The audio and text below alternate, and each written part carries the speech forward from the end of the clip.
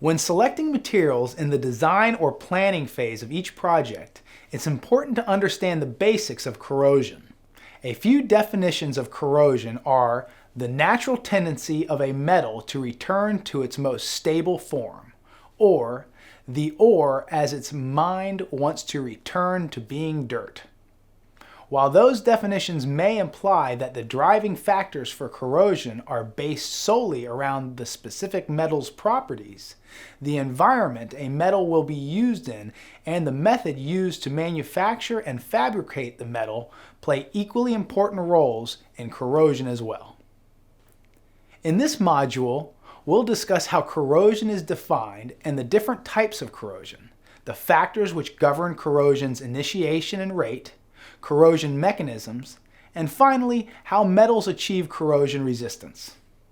General corrosion is the regular loss of metal thickness over a large surface area.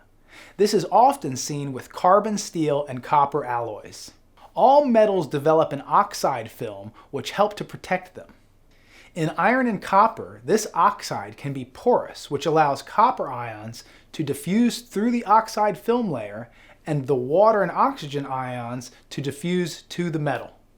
If the water is relatively benign, this corrosion rate can be relatively slow. If this rate is slow and the water chemistry is stable, these alloys may remain in service for many years.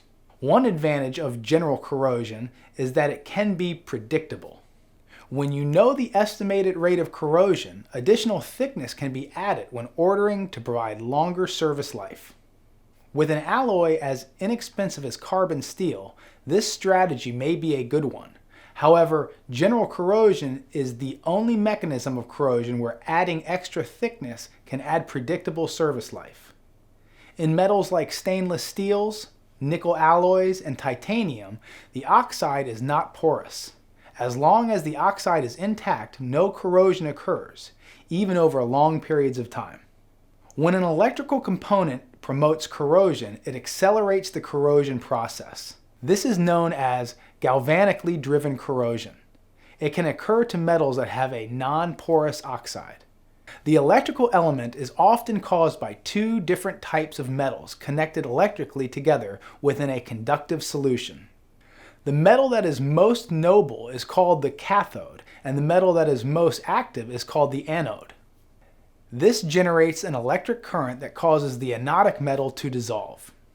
The process of galvanically driven corrosion can occur rapidly and unpredictably.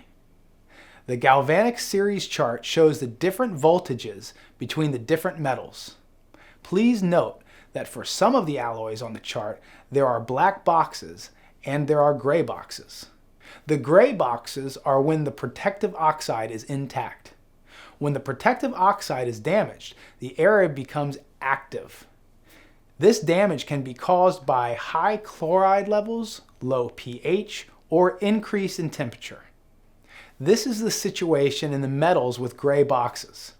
As seen in 316 and 317, the gray box is almost 0.4 volts lower. This drives the galvanic difference and is what happens when pitting or crevice corrosion occur. You need to be concerned about several factors: voltage differences. The higher the voltage differences, the easier and faster the corrosion will occur. Water conductivity. If the water has high conductivity, more electric current will remove metal more rapidly. Cathode to anode ratio. A large cathode to anode area focuses high current to the anodic spot and also removes metal very quickly. And finally, temperature.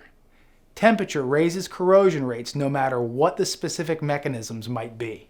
In addition to direct galvanic corrosion and pitting, other galvanic corrosion mechanisms include crevice corrosion and some versions of microbiologically influenced corrosion, or MIC.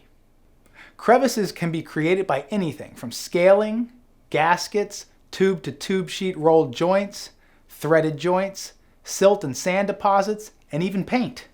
Stainless steel's chloride corrosion resistance improves as the chromium, molybdenum, and nitrogen increase.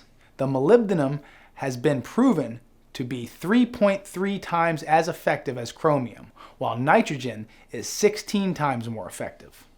This formula is only a guide when selecting stainless steels or nickel alloys. When considering a tube material for a cooling water heat exchanger, you'll also need to consider cooling water chemistry, as well as how the exchanger will be operated. These will be covered in a separate module. Selecting an alloy which can resist corrosion for the long term can be quite complicated. However, a good supplier should be able to assist you with the selection process. To conclude this module, here's Dan Janikowski with a best practice today for managing corrosion through development of what's referred to as a corrosion prevention strategy. Hi, I'm Dan Janikowski, Technical Manager at Plymouth Tube Company. When considering the effects of corrosion on your design, a best practice that should be considered is what we call a corrosion prevention strategy. A good corrosion prevention strategy looks at the impacts of the specific environment, the equipment design, application of stainless steel or of nickel alloy, and how the material will perform with time. The main factors you should know in order to develop your corrosion prevention strategy are the life expectancy of your product, the environments to which the tube is exposed, both internally and externally, working temperatures, water chemistry, and plant operating conditions. Knowing these factors will assist you and your supplier in making crucial decisions such as material selection, product design and specification, and manufacturing quality requirements. When failure in the field is not an option, requiring the manufacturer to perform special corrosion testing will ensure tube quality and integrity. Having a corrosion prevention strategy in place will assist you in selecting and specifying materials for your specific application that will hold up over time.